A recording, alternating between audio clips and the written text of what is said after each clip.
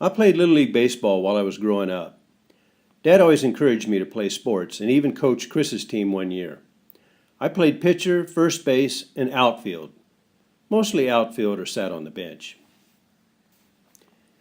In Santee, California, during the first game of the season, I stepped up to the plate and hit a home run. Unbeknownst to me, Mom had borrowed a brand new 1959 El Camino and was pulling into an outfield parking spot when my baseball smashed into the windshield and broke it.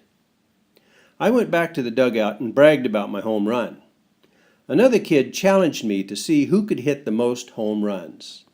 For the rest of the season, I did not hit any more home runs, and the other kid must have hit a dozen. I learned humility.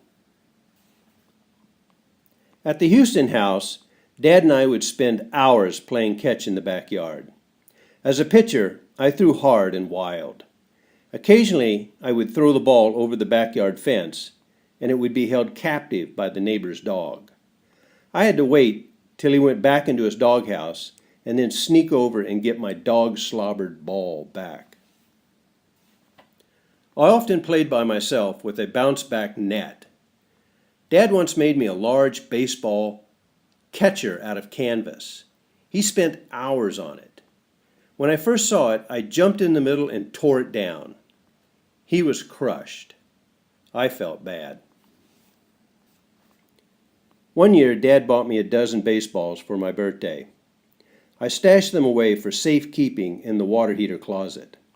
I thought this was a place where no one would find them. Sometime later, when I went to retrieve a new baseball, the humidity of the water heater closet had swollen the baseballs the size of softballs. I was broken-hearted and learned a lesson about humidity and hoarding.